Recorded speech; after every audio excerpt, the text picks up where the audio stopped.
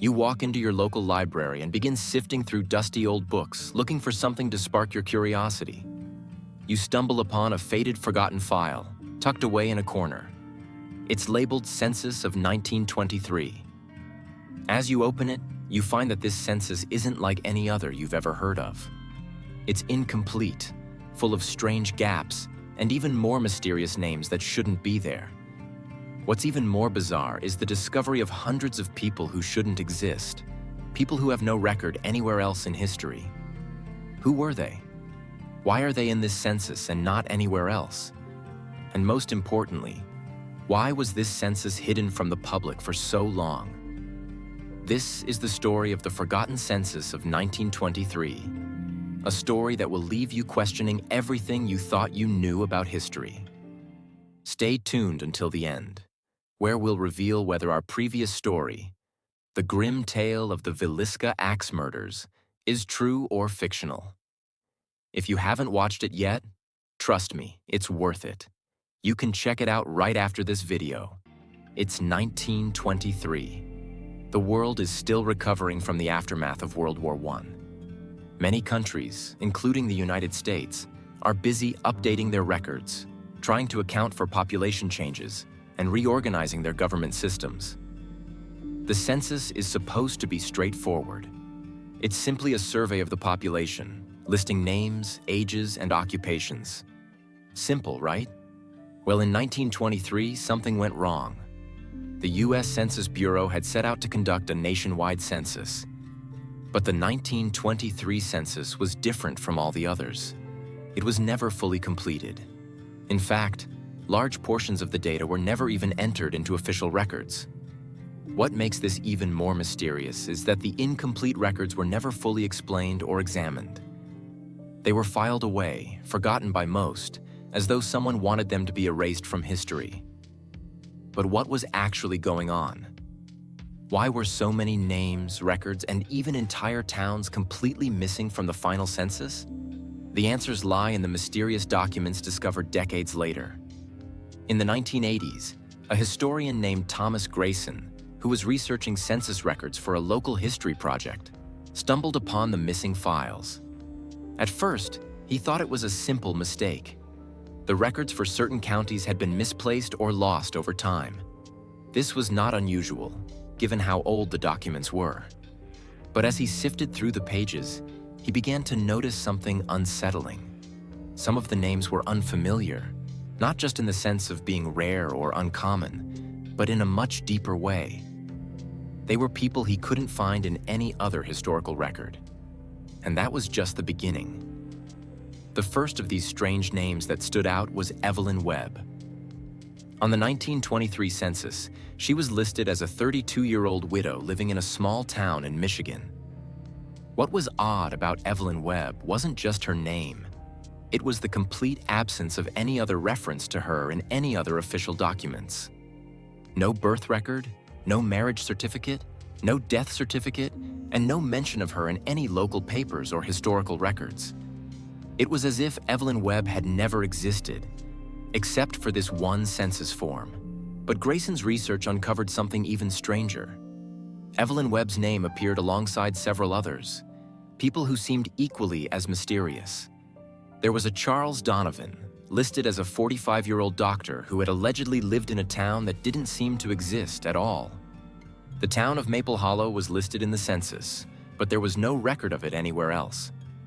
No maps, no city records, and no surviving citizens.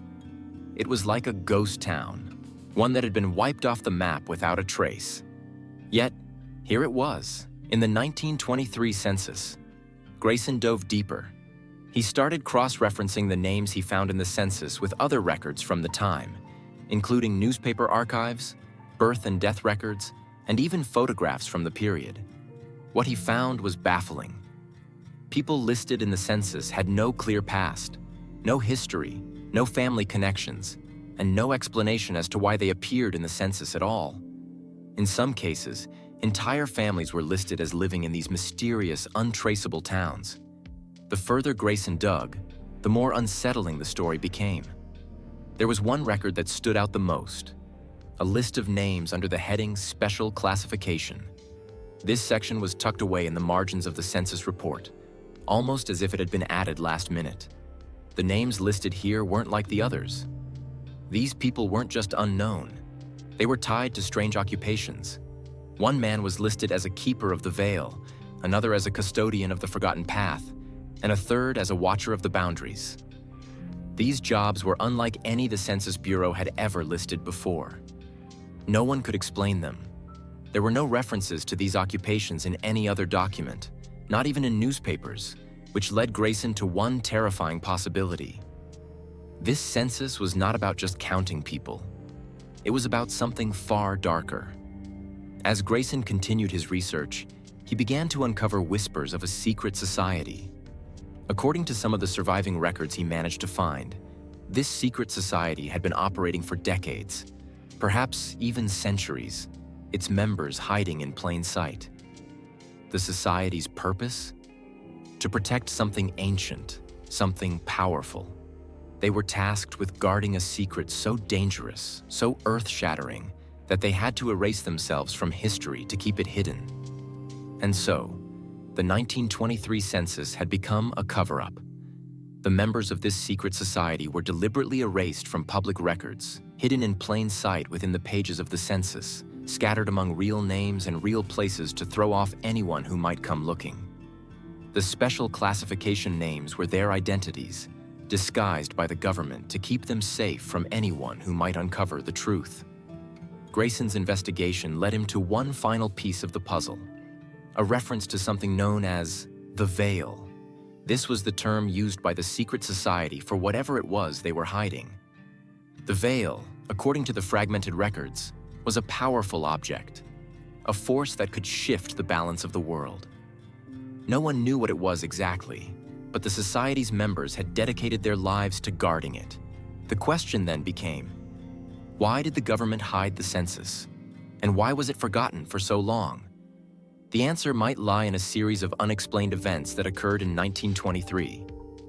Shortly after the census was conducted, there was a strange series of disappearances. People connected to the census, the clerks who had processed the records, the officials who had signed off on it, began to vanish without a trace. Some were found dead, their deaths ruled as accidents or suicides, but the pattern was clear. It was as though someone, or something, didn't want the truth to come out. After Grayson's investigation, the 1923 census was locked away in a government archive, deemed too dangerous to be accessed by the public. The records were moved to a classified location, and Grayson's work was dismissed by authorities. He was warned to stop his research, and even though he didn't, he never found any concrete answers. The story ended there, but not the mystery. What exactly was the veil? Was it an ancient artifact, a secret weapon, or something more terrifying? Why were these people erased from history? And most importantly, did the hidden names in that census still exist today, living under new identities, guarding their dark secret? The forgotten census of 1923 still holds its secrets. Perhaps they are buried deeper than we realize, hidden in the quiet pages of forgotten history. But the question remains, if we truly knew the truth, would we even want to? So, what do you think about this story? Is it true or just fiction? Share your thoughts in the comments, and we'll reveal the truth in our next video. Now let's address our previous story. Why the grim tale of the Villisca axe murders is believed to be true. This horrific crime took place on June 9th, 1912, in Villisca, Iowa, where 8 people were brutally murdered, leaving behind undeniable historical records.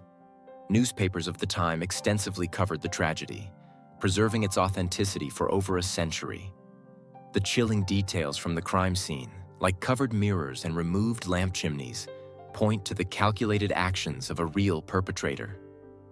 Multiple suspects were investigated, including Reverend George Kelly, which further confirms the event's reality. Even today, the Villisca Axe Murder House stands as a grim tourist attraction, visited by paranormal investigators and history enthusiasts alike. Additionally, the pattern of similar axe murders in the Midwest suggests the possibility of a serial killer adding more weight to its authenticity. These facts together solidify that the Villisca axe murders were not fiction. They were a haunting reality. Subscribe this channel and show your support.